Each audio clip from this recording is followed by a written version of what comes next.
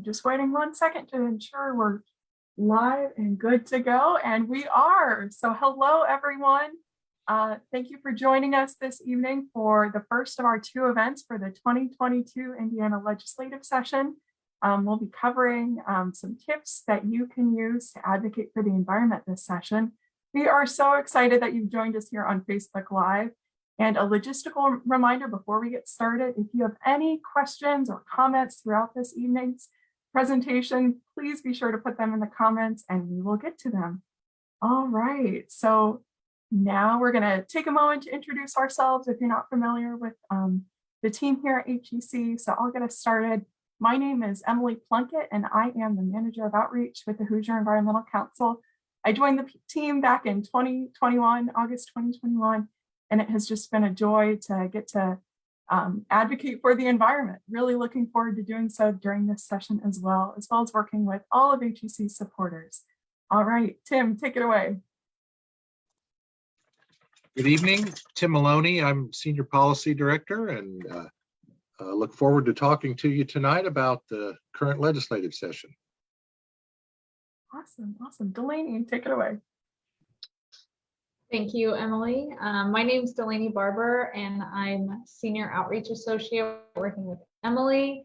And I started in August 2021, and I'm excited to have this legislative session with you. Thank you.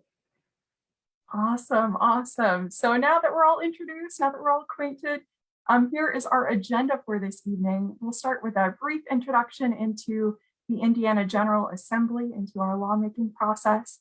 Then we'll share a little bit about HEC's 2022 legislative agenda. Just a note here, we'll dive a little bit deeper into this next week, so be sure to tune in to our second part of this event. We'll then give you some tips for talking to your lawmaker and figuring out who your lawmaker is in the first place. Then we'll get into how you can make an impact this session, through writing letters to the editor, through getting involved with HEC with volunteering, and easy ways you can stay up to date with everything happening during this legislative session. We'll give you some, notes on what you can expect for part two, as well as wrap up with some question and answer. All right, so now we are going to introduce to you the Indiana General Assembly, or reintroduce if you're already familiar with it. All right, so in Indiana, we have a bicameral assembly, which means we have two different houses, the House of Representatives and the Senate. And this, just a quick introduction here, the House of Representatives, there are 100 representatives from all across the state of Indiana, each serving 2-year terms. And in the Senate, there are 50 senators from, again, all across the state of Indiana, serving 4 staggered year terms. And just a quick note here, Indiana this year is in a short session. So as opposed to last year, we had a longer session dealing with the budget and taking care of that. This year, we're expecting the session to run a little bit on the shorter side. And Tim, is there anything you would want to add here to this quick overview of the General Assembly? No, not to this part. All right, very good. I'm gonna keep it with Tim here, and he's gonna give us a brief overview of the bill making process. Thanks, Emily. This is a kind of a flow chart that was put together by folks at the General Assembly on how bills become law, and it does look like a lot of different arrows going different ways and can be very complex, but I'll just do the very simple version. Is that when a bill is filed by a legislator, it is presented to the legislator's chamber, either the House or the Senate, where it undergoes first reading, and that's simply the introduction of the bill and assignment to committee. There's no discussion of the bill at that point. After that, a bill it was assigned to committee on first reading, and then it's up to the committee chairperson to decide whether to give the bill a hearing. If it gets a hearing, there is public testimony on the bill, and then the chair also has the ability to decide whether to hold a vote on it or not. There's also the opportunity for amendments to be offered in committee, either by the bill author, the committee chair, or other members of the committee. Now, if a bill survives that process and comes out of committee, it is then goes to the floor of the chamber, whether it's the House or the Senate. And the next stage is called second reading. This is also an amendment stage by the full floor of the chamber. Any member can offer amendments. The only elements that are discussed and voted on during second reading are the amendments. The underlying bill is not discussed or debated. And if there are no amendments, then the bill is automatically what's called engrossed over to third reading. And third reading is the final up or down recorded vote on a bill in a particular chamber. There is debate on the floor, and both the second reading and third reading processes are the only engagement is by legislators. The public is not part of that. People can observe that either in person in the House or Senate gallery or online. And you can, of course, communicate ahead of votes with your legislator by email or calls or in person, but only legislators speak during floor action. So if a bill survives third reading, then the process starts over in the second chamber. So House bills go to the Senate, Senate bills go to the House, and the process starts over again. A bill keeps its original number even when it goes to the next chamber. So a Senate Bill 1, if it makes it to the House, is still Senate Bill 1 in the House and maintains that number throughout the process.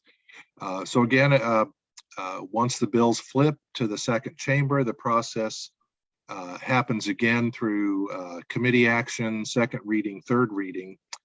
Now the interesting stuff happens if a bill makes it through both chambers. Then several things can happen. If the bill that was adopted by the second chamber is the same as the bill adopted by the first chamber, then that's the end of legislative action, and the bill goes to the governor for signature or veto.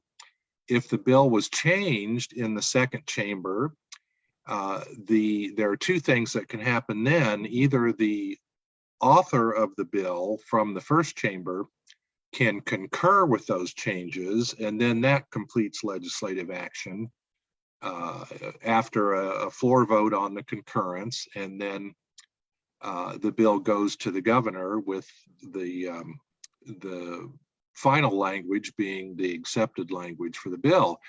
The author can also choose to dissent if he or she does not like what the second chamber did to the bill. Then the author can dissent, and then the bill goes to conference committee, where both the House and the Senate appoint two members from the majority and minority parties, and those four members meet in committee to try to work out a compromise. They can go back to the original version, they can ultimately end up accepting the second version, or they can meet in the middle somewhere.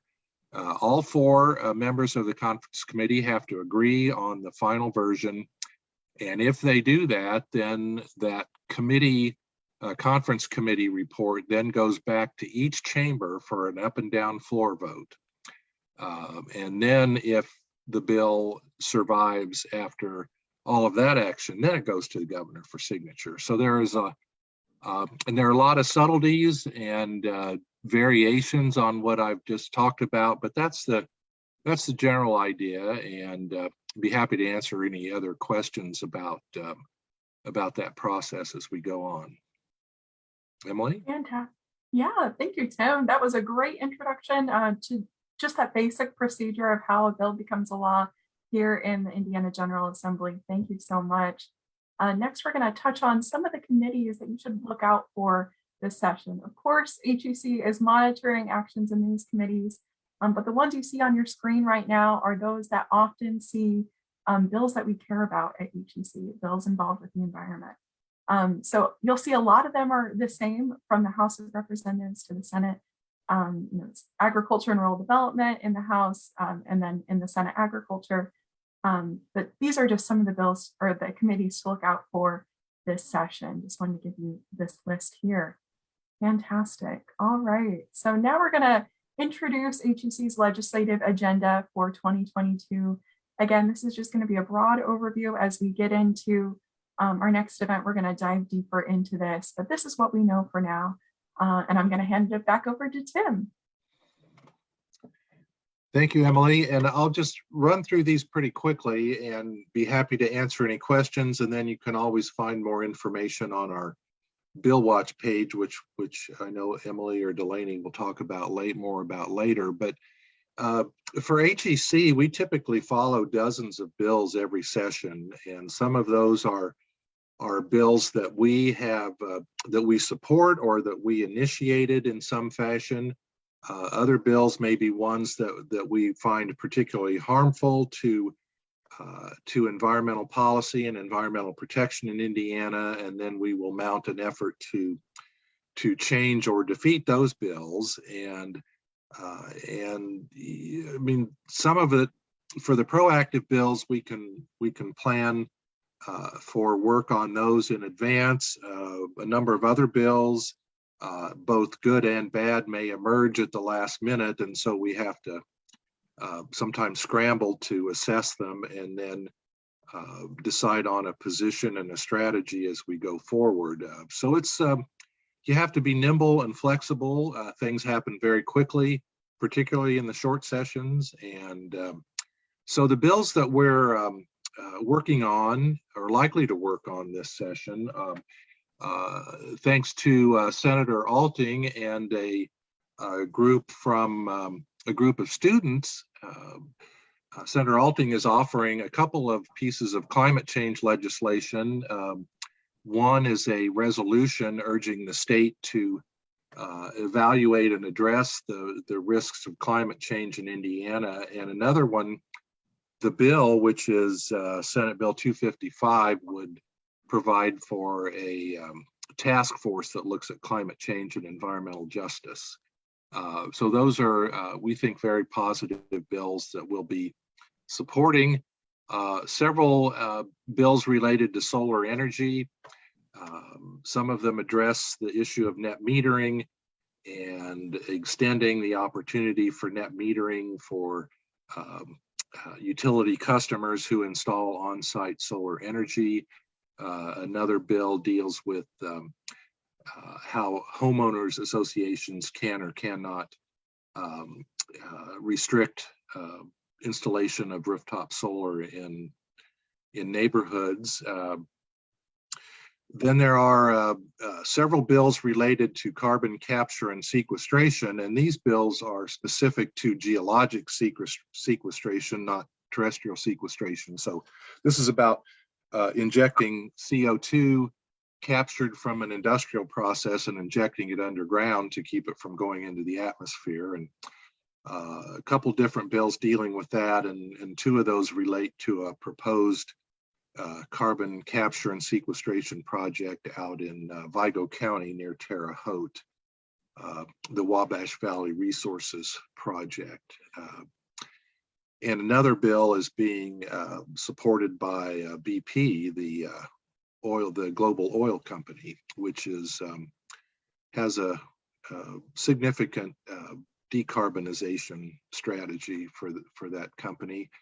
Coal ash, another issue that HEC has worked on for decades, and there will be a couple of proactive bills to provide for stronger state regulation of coal ash management and disposal. These are being offered by Representative Boy of Michigan City and Senator Rodney Paul, who's also from Northwest Indiana, and we'll be supporting those bills. Particularly, they would prohibit disposal of coal ash in groundwater or in floodplains, both practices of which are happening now and resulting in groundwater contamination and threats to our surface waters.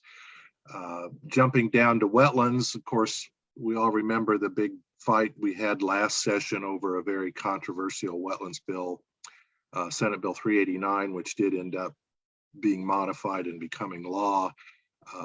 Representative Boy, who I mentioned earlier, has a bill to help encourage property owners to protect wetlands by providing a tax credit for wetlands protection on someone's private land. And then there's a kind of an omnibus solid waste bill. This is coming from several different business entities who are looking for some modifications in the state solid waste rules and policies, and we'll be following that one and encouraging that it provide for responsible changes in solid waste laws. But that's not one that we originated. So one couple others I'll quickly mention. Agricultural drainage is a topic of another bill, creating an ag drainage task force. There is a reintroduction of a bill to protect old forest areas on state forests. I'm sure many of you will remember the legislative discussions about that issue that have occurred over several different sessions in the past. And another bill to allow the expansion of establishing watershed development commissions around Indiana. Another bill we'll be following. And we'll have more details that you can follow in our e-newsletters and on our Bill Watch site. So that's the real quick nutshell version, Emily. Awesome. Thank you so much, Tim. All right. Oh, and we did want to give you a quick overview of the schedule for the 2022 session. Like Emily said in the beginning, it's a short session.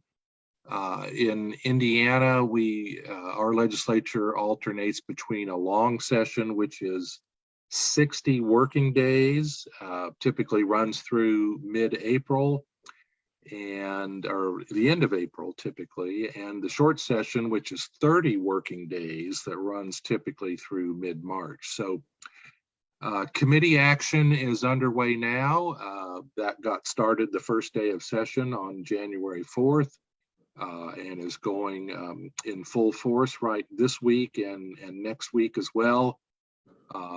Once bills come out of committee, then the chambers both meet nearly every day to take floor action, looking at approving committee reports, doing second reading actions and third reading actions on bills when they're at that appropriate stage. So that's underway as well now. The first week of February is when bills will be ready to switch chambers, assuming they survived and passed out of the original chamber, which has to happen about the end of January. So the process will be starting over again for the surviving bills in early February. And then near the end of February, the chamber work will be coming to a conclusion. And then conference committees will start for any bills that have made it to that stage where the two chambers pass differing versions. And then by law, and I think by the state constitution, they have to adjourn by March 14th at the latest. There is a history of the legislature adjourning earlier if they can. They often seek to, particularly in short sessions, to finish up early. And that's how the schedule will go for 2022. Fantastic. Thank you so much, Tim, for that overview. Great introduction again to some of the ideas and topics we're going to be watching this session. All right, now we're going to transition into tips for talking to your lawmaker. And Delaney and I will be going over these. So first of all, we're going to help you identify and so you can properly engage your lawmakers, figure out who they are in the first place. So Delaney, take it away. Thank you, Emily. Yes, so a super easy way to identify your lawmakers is going to the Indiana General Assembly website at iga.in.gov, and you can find your legislator based on your address. Note, redistricting will affect the 2022 elections, and the 2022 state elections will include all the House seats and some senator seats. If you type in your address, it'll look a little something like this, for example. So if we put in HEC's address, we are Senate District 33 and House District 96. This will include your state senator and state representative, their address, phone number, and party. You can get their contact information from here and use this to contact them by email or phone number. You will probably speak to an office manager or legislative assistant when you call, and you can also leave a message, as well as emailing them with a personal email, which we can get into a little later. Next, we will stay up to date with Bill Watch 2022 at hecweb.org. We have started updating this already with some bills to look out for and some calls to action. This is a great way to stay up to date on any information about the bill. If you need more, it's a good synopsis, as well as up-to-date calls to action, depending on where this bill is in the House and the Senate. And next, we will give you some advice on how to talk to your elected officials, whether this be on the phone or in person or over Zoom. You need to make sure to be courteous, get to know them as a person. It should be a friendly conversation, and then you can get down to knowing your material and presenting that to them. This also requires you to follow up and make sure they remember talking to you and what you talked about. And when you're talking with them, try not to critique or go off topic. It'll take away from your message and your material that you want them to listen to and connect with you on.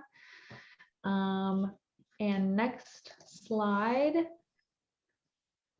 on making an even bigger impact. So calling your legislators or meeting them in person. We recommend to always stay safe, watch the COVID numbers, wear a mask, make sure that you feel safe and are vaccinated.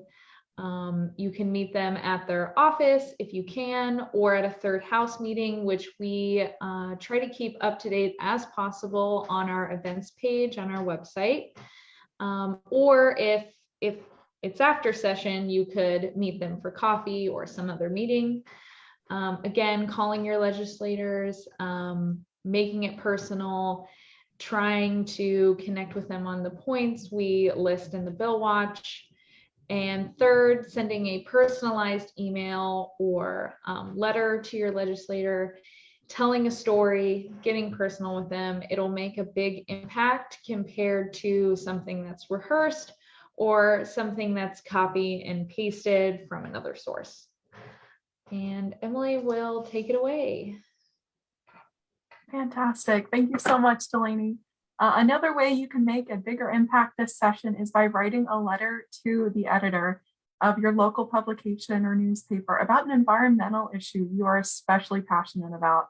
A letter to the editor is a letter members of the public can submit to their local publication about issues of concern. So environmental issues is what we're talking about here. They're similar to essays, and they tend to have a persuasive tilt to them. And here we have some tips that we want to share with you about things to consider if you're thinking about writing a letter to the editor. So first, be sure to review your newspaper submission guidelines. For example, Indy Star is my local publication, And they ask writers to keep letters especially short and concise, ideally aiming for about 200 words or less. So be sure you're following those guidelines there. Um, second tip is you want to be sure to inspire your readers with a call to action. So be persuasive, persuade them to take action about this issue you've taken the time to write about. For example, calling their legislators about a harmful piece of legislation. You want your letter to be personalized. So kind of what Delaney was talking about. You want to be personal with it, share a story, share about why this issue matters to you. And lastly, share your success. We'd love to hear about a successful letter to the editor you've written. Please share that with our team at HEC, but also share it with your friends and family. Get the word out as widely as possible. And of course, if you need any support in writing a letter or an email, please don't hesitate to reach out to Delaney and I. We'd be happy to help and provide some additional tips for you in this process. So another way you can get involved and make an impact this legislative session is with volunteering with the Hoosier Environmental Council. Our volunteers are called environmental advocates. And one of my favorite things about volunteers with HEC is that there are so many options for them to share their time and their talents in the time they have available to do so. So some ways our environmental advocates help is by calling fellow HEC members about important legislation. This is especially important during, the legislative session. So if this is something you're interested in, please send me an email. Our emails are listed on the last slide, and we'll be sure to put those up when it's time. Another thing that environmental advocates do is they do background research, so helping us dive deeper into some of these issues. Third house meetings, environmental advocates can attend these to talk with lawmakers and other members of the public about environmental issues. Also, environmental advocates visit their lawmakers on important bills, whether it's visiting in person or visiting virtually, as well as tabling at events is another way that you can get involved. If any of these are of interest to you, please send me an email. I'd love to get you involved. And just one quick note about being in person, about this kind of weird time we're living in. Your health and your safety come first. Please attend virtual events where possible. I know that's not always the case that they're possible at this point. So if it's not an option, wear a mask, of course, maintain social distance, and maintain proper hygiene, washing your hands, hand sanitizer, all of that good stuff.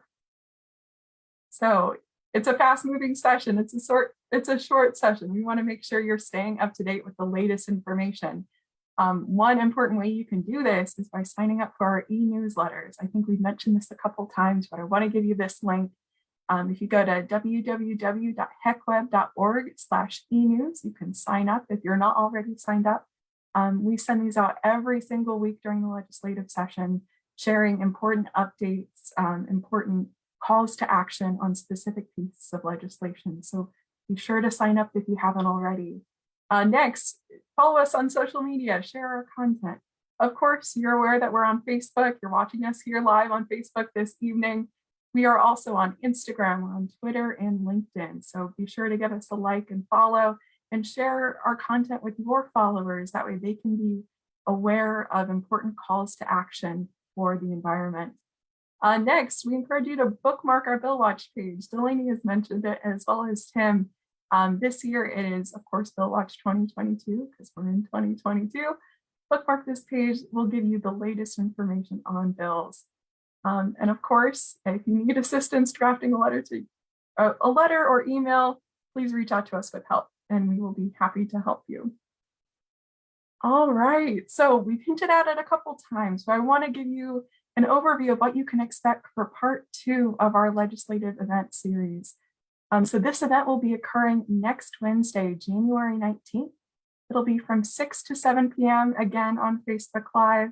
And of course, 6 to 7 p.m. Eastern time. I know Indiana is in 2 different time zones. I want to be sure to emphasize this here. So this will give you a deeper dive into current legislation that we're watching at the State House. So diving deeper into what Tim was talking and sharing about earlier. We'll also give some specific targeted legislative calls to action on those pieces of legislation we're watching. And before then, if you're If you're interested and able, join us at Renewable Energy Day at the State House or online this Wednesday. It's being hosted by a number of organizations across the state of Indiana. We'd love to see you there and advocate for renewable energy here in Indiana. We are asking that people register online ahead of time. You can register at solarunitedneighbors.org/Indiana/events/Indiana Renewable Energy Day. This is also on our website. Check out our events page and you can find some more information there. All right, so now it is time for question and answer. Just real quick, checking our comments. We do have a couple of comments here. I'm seeing one from Patrick J. Wiltshire. What Indiana Senate races are open this election year, and which of those have candidates who are supportive of environmental health? That is a great question. Tim, do you have any insight into this? Well, I saw that question and was doing a little checking. Hadn't really prepared that specific list, but be happy to follow up with you about that. We do know that there are several senators stepping down in the upcoming election, and so their seats will be open for election. And scrolling through the list here, I know Senator Lannon, the Democrat senator from who represents Anderson and Muncie area, is retiring, so his seat will be open. And Senator Lannon was always a friend of the environment. And see who else here might be stepping away. Well, not a lot of senators stepping down, but like I said, we can provide you with the list of senators who are up for re-election. Certainly, folks who have been supportive in many occasions are Senator Alting from Lafayette, who we talked about earlier, is carrying the climate legislation. Senator Bassler from Washington, Indiana, has been supportive on many issues. Senator Becker of Evansville, she's been in the legislature a long time, first in the House and then in the Senate, is supportive. Let's see who else we have. Senator Charbonneau, Valparaiso, Senator Kreider of Greenfield, Hancock County area, have been helpful. Senator Glick of LaGrange, who's chair of Senate Natural Resources, a real, we've found champion for natural resource conservation, and actually has a place on one of the Northeast Indiana freshwater lakes up there. And I'm sure we could mention others who have been helpful with specific legislation. And then there's Senator Yoder, Bloomington, of course, has been helpful, and Senator Breaux from Indianapolis, Senator J.D. Ford up from northwest part of Marion County, and I think he has a little of Hamilton County. Those are some of the other senators who have been very helpful. So certainly keep tabs on who's up in the upcoming election. Not all the senators run every 2 years. Their terms are staggered, so it's typically about half of the Senate is up for election every 2 years. Be happy to answer more questions or talk about that more offline if you'd like. Feel free to reach out to me. Great, thank you so much, Tim. And just a follow-up question, same question, but for the House.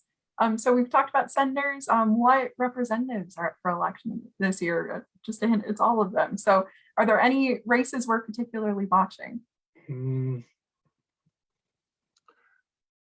Well, we do know there are a number of House members also stepping down.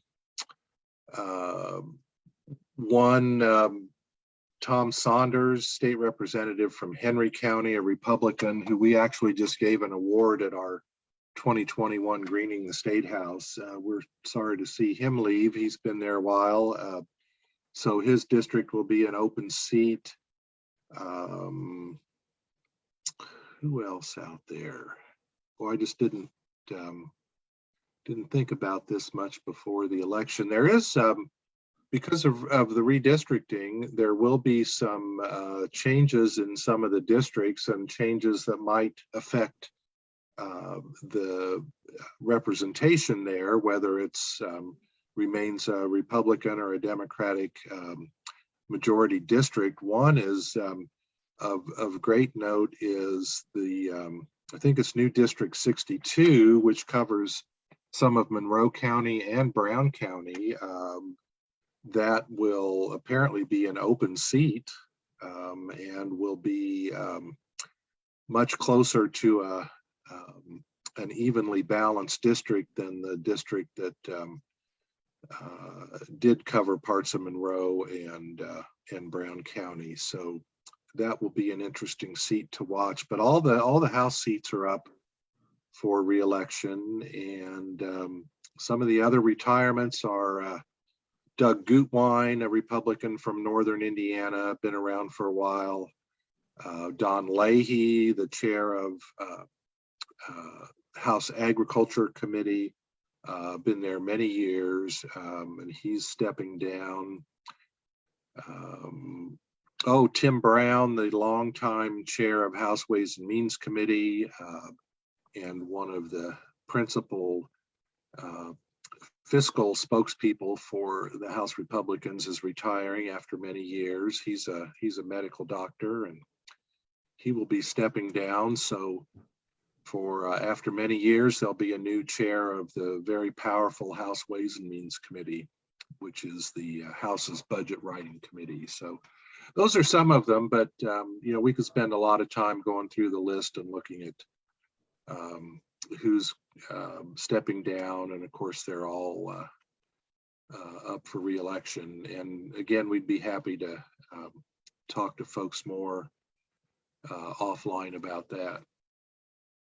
Great, thank you so much, Tim. Looking at our comments, we have a question about what are third House events. Third House events are essentially meet your legislator events. So they're sometimes organized by chambers of commerce throughout the state or by legislators themselves.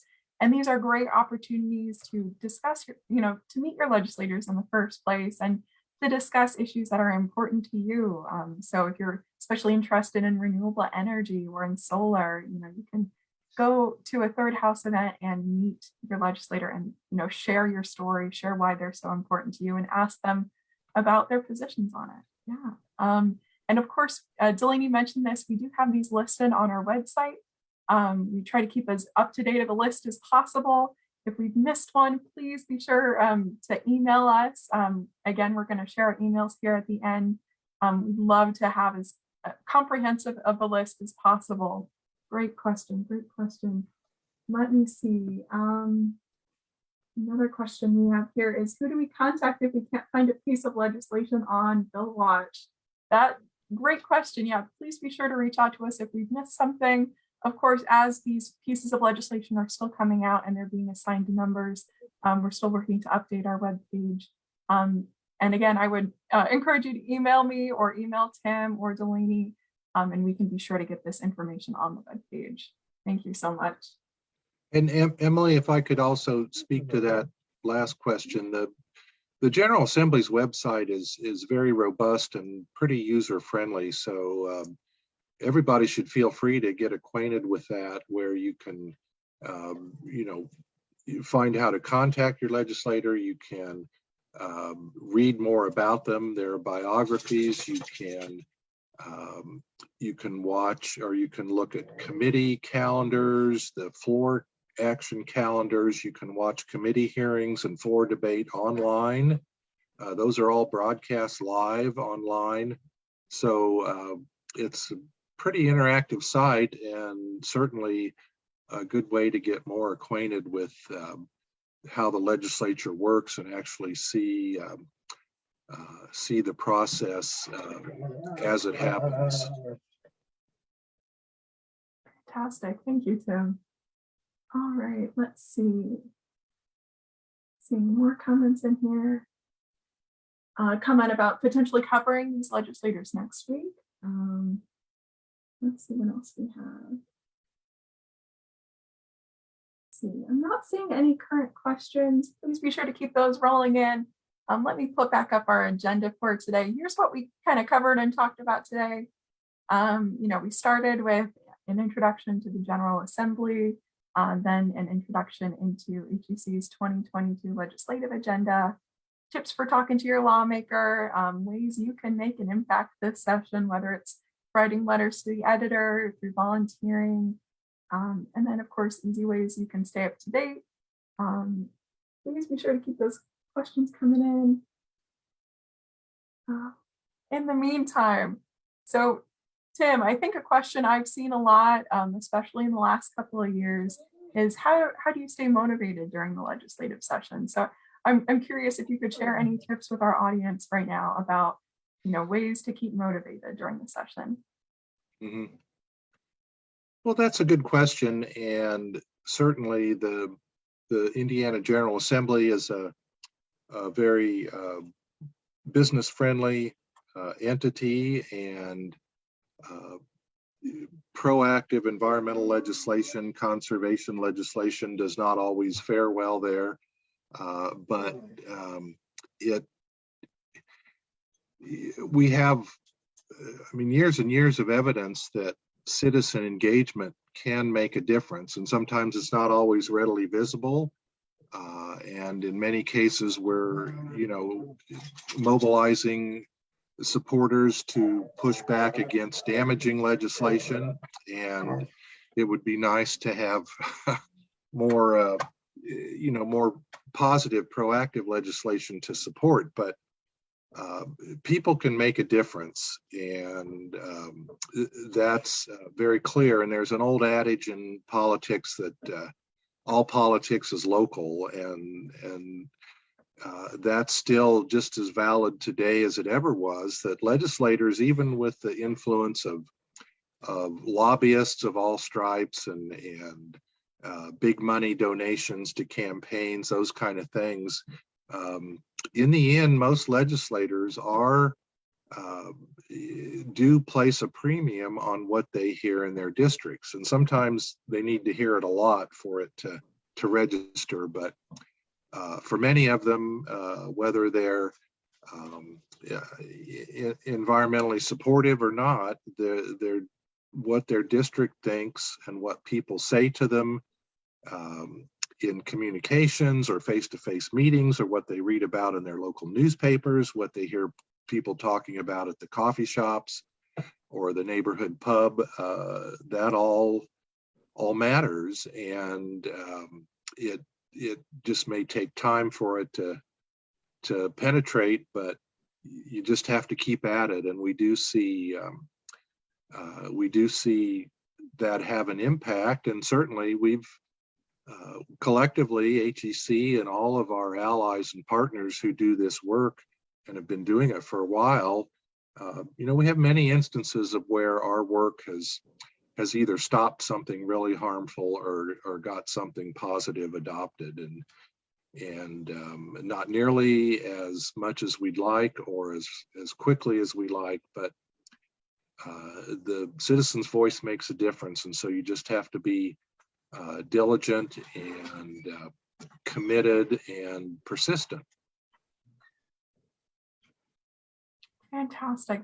That's such a, I think, empowering message to share this evening. It really emphasizes the fact that being personal, sharing your story and connecting on that personal level, like Delaney talked about with your lawmakers, can really, impact what happens at the State House. Thank you so much for that, Tim. And Emily, if I could also just a follow-up comment about third houses, which you were just talking about. We can't overestimate or overstate the importance of engaging at these third houses when those are occurring in your own community. It's valuable on many levels. Number one, it's a way that legislators gauge what people are thinking in their community, and particularly on bills that are, in front of them at that time. It's an opportunity to ask them questions and engage them in conversation when others in the community are listening. Maybe others who are on the same side as you are, or others who are on the other side. And so it's an opportunity for everybody who follows the process and may be communicating with that legislator to hear the concerns you have about environmental issues. And the other value of those is that often they are covered by the local news media. And so it's a way for environmental topics, environmental bills to be come to the attention of the news media and often get covered in a way that highlights what the legislator thinks as well. And they are very attuned to what the news media says about what they do and what they say. So we can't overstate the value of attending these events, and certainly communicating what happened at the events to us as well, and what the legislators might have said on a bill that we're working on, and that you're helping us with in terms of communicating with your legislator. Absolutely. Thank you for that, Tim. Let me see if we have any additional questions here in our comments. Not seeing any currently, but again, like Tim was saying, our third house events throughout the state are listed on our website. We have a pretty comprehensive list going, and we'd love to add to it. If you don't see one for your community, please reach out to us and we can work on finding one for you. That way you can meet with your legislator and, like Tim was saying, get involved in that way. Let's see, since I'm not seeing any additional questions, got one more here. So Tim, you've been around and working with AGC for quite a while. I'm curious, what's been your biggest takeaway from working with the General Assembly?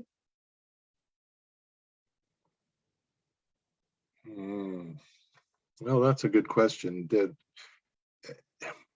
I think, what we were just talking about a minute ago about the importance of legislators hearing from people in their district. And for example, when I'm at the State House, or one of my colleagues, or another, environmental lobbyist, and they're not a whole lot of us, it's readily apparent that when we talk to a legislator, particularly one who is not well informed on environmental topics, or may typically not be supportive, you clearly notice when you talk to a legislator like that if that legislator has never heard anything about the particular bill we're talking about from anybody, then their interest level may just be very moderate or almost non-existent.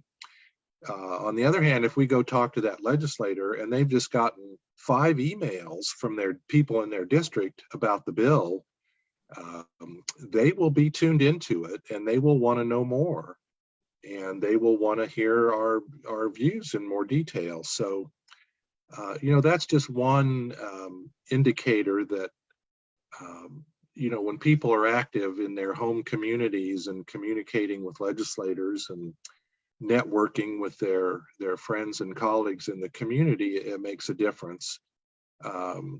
And then the other thing I'd say is that, and this is not my wisdom, this is general political wisdom, that politics is also about relationships. And in Indiana, we have to, we have a Republican majority in the General Assembly and a Republican governor, and so we have to be very nonpartisan in our approach, and be able to communicate what we're trying to accomplish very effectively to all types of people, rural people and conservative people and all types of people who have, strong business perspective, which doesn't automatically make them unfriendly to the environment. And on the contrary, many can be very friendly to the environment. So it's just, having a relationship, and this is not only for lobbyists, but for people back at home and with your own legislators. It's not that you need to be chummy with legislators or be a daily pen pal, but being known to them so that when they get a communication from you, they can put a face to the name, and following up with them and giving them feedback when they vote correctly in your view, or vote the wrong way, to let them know, and yet keep it civil and be very fact-based, and but let them know that you're out there and they're being watched, and that you're prepared to hold them accountable in a professional, civil way. So great insight there, Tim. Thank you. And just to add to that, Emily, that can include, if a legislator votes the wrong way on a particular bill, I mean, it's perfectly appropriate to send a letter to the editor of your newspaper and pointing that out, and then explaining why you think it's an improper vote, and encouraging them to vote differently next time. And again, it's never productive to threaten or to be uncivil, but certainly being truthful and direct is both appropriate and necessary often. So absolutely. Thank you, Tim. Thank you for that insight.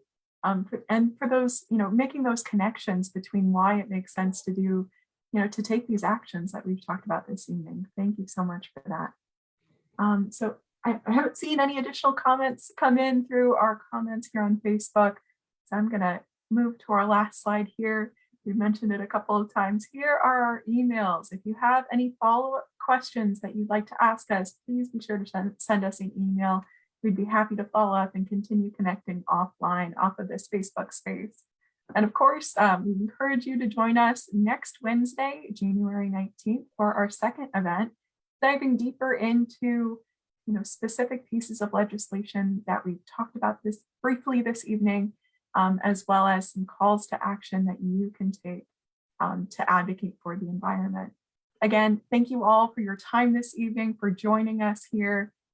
It's been such a pleasure being able to talk with you and to share some tips for advocacy. Thank you, and we hope to see you next Wednesday.